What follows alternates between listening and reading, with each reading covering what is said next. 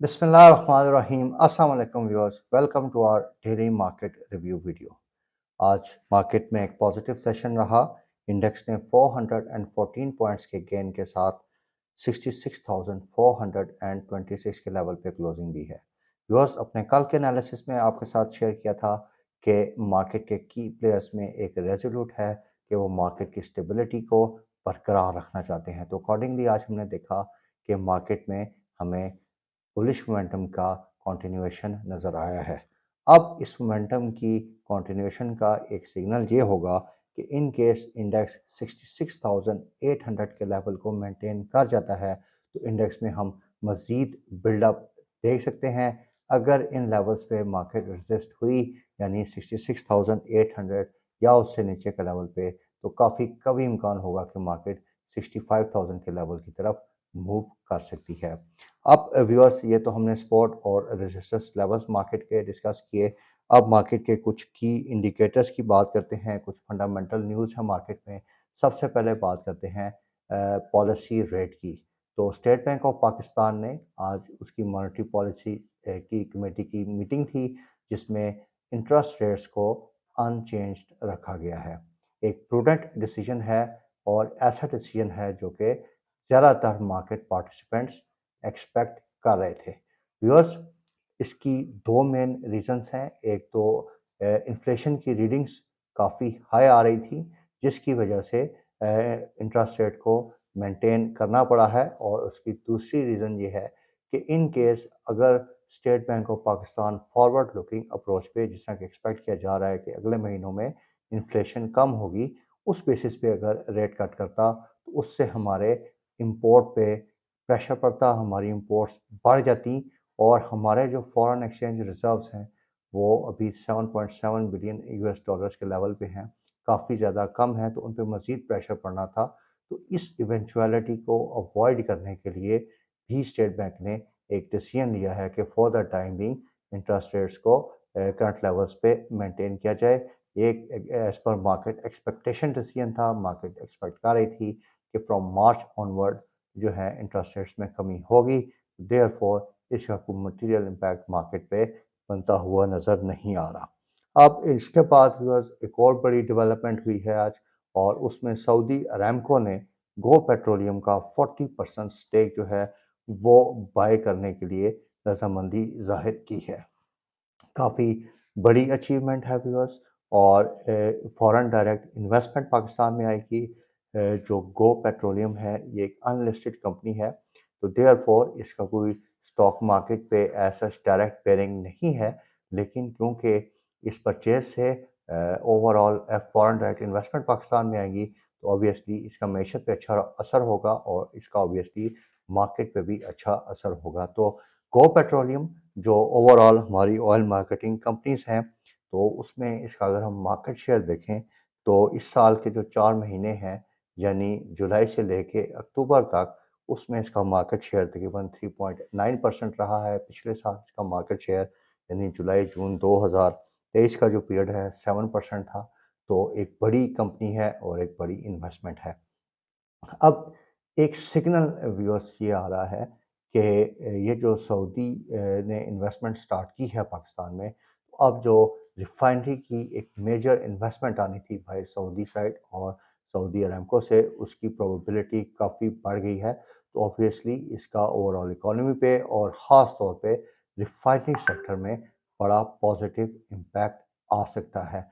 अब व्यूअर्स, अगर हम रिफाइनरी सेक्टर की बात करें तो कल के दिन हमने आपके साथ पाकिस्तान रिफाइनरी लिमिटेड का अलर्ट शेयर किया था, और उसके बाद आज हमने देखा कि इसके शेयर में आज काफ़ी अच्छा प्राइस एक्शन आया है। तकरीबन 7.51% यानी अपर कैप पे ये था, और 32 रुपये 37 पैसे के लेवल पे इसने क्लोजिंग दी है। कल की वीडियो में हमने आपको 37 रुपये का इसका लेवल बताया था, तो ये अपने उन्हीं लेवल्स की तरफ मूव कर रहा है। अब व्यूअर्स, अपने अगले शेयर्स की बात करते हैं जो कि अटक रिफाइनरी लिमिटेड का है।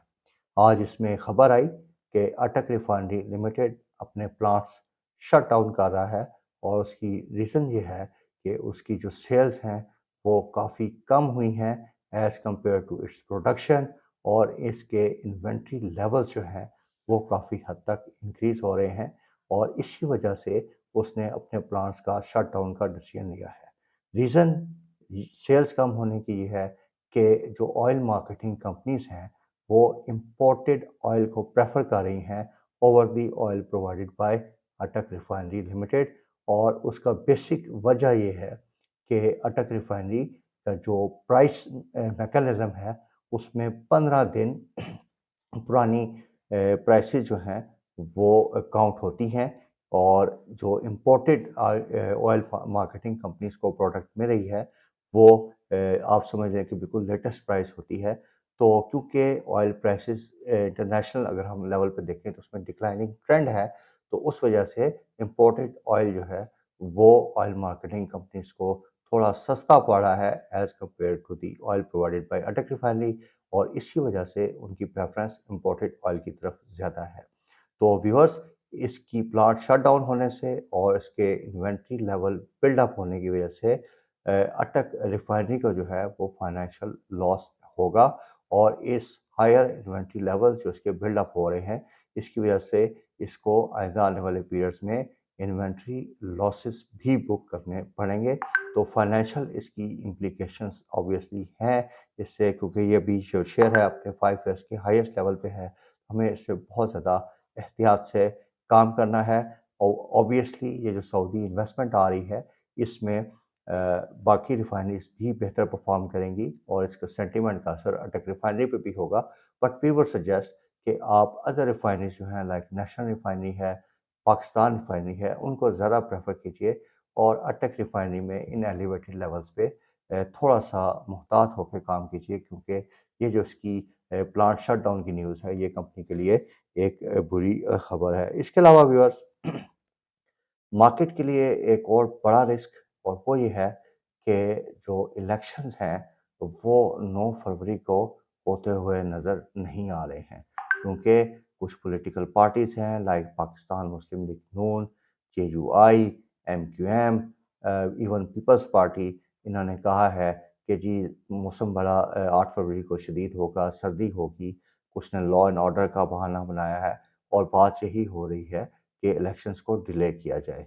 इसके बाद अ, अब एक खबर ये भी है कि जो प्राइम मिनिस्टर का लेटेस्ट विज़िट हुआ था स्टॉक एक्सचेंज में, उसमें जो हमारी बिज़नेस कम्युनिटी है, उन्होंने भी कहा था कि क्योंकि केयर टेकर्स की परफ़ॉर्मेंस बहुत अच्छी है, तो इस सेटअप को मज़ीद 2 साल की एक्सटेंशन दी जाए। तो व्यूअर्स, अब देखते हैं कि इस फ्रंट पे क्या डेवलपमेंट होती है। इस पे हमारे local stake holders like judiciary वो कैसे रिएक्ट करेंगे, international stake holders like IMF वो इस पे कैसे रिएक्ट करेगा, क्योंकि उनका एक की कंसर्न था कि इलेक्शंस टाइमली बेसिस पे होने चाहिए। तो आइंदा आने वाले दिनों में ये जो डेवलपमेंट हो रही है, ये मार्केट्स में काफ़ी ज़्यादा वॉलेटिलिटी क्रिएट कर सकती है। इसके बाद व्यूअर्स, कुछ शेयर्स की बात करते हैं। हम आपके साथ डिफरेंट शेयर्स के अलर्ट्स अपनी प्रीवियस वीडियोस में और उससे डिफरेंट टाइम एंड अगेन आपके साथ शेयर करते रहते हैं। तो आज की वीडियो में एक स्पेशल अलर्ट आपके साथ शेयर करेंगे फ्राइसलैंड कैम्बिना एंग्रो पाकिस्तान लिमिटेड का। तो इसमें बेसिकली डेवलपमेंट ये हो रही है कि इसमें ब्रेकआउट्स आ रहे हैं। इसका जो क्रिटिकल रेजिस्टेंस लेवल था 97 रुपीज़ का, वो ब्रेकआउट हुआ है और आज इसने 100 रुपये से ऊपर के लेवल पे क्लोजिंग दी है।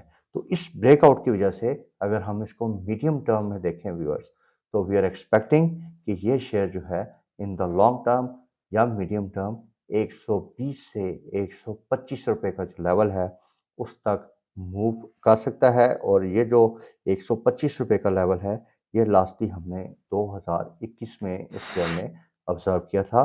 तो इन्वेस्टमेंट पॉइंट ऑफ व्यू से काफ़ी अच्छा शेयर है और इसमें आप एक सेफ इन्वेस्टमेंट कर सकते हैं। तो viewers, with this note we end our today's video. We do hope कि आपको इसमें जो इन्फॉर्मेशन प्रोवाइड की है वो आपके लिए यूज़फुल साबित होगी।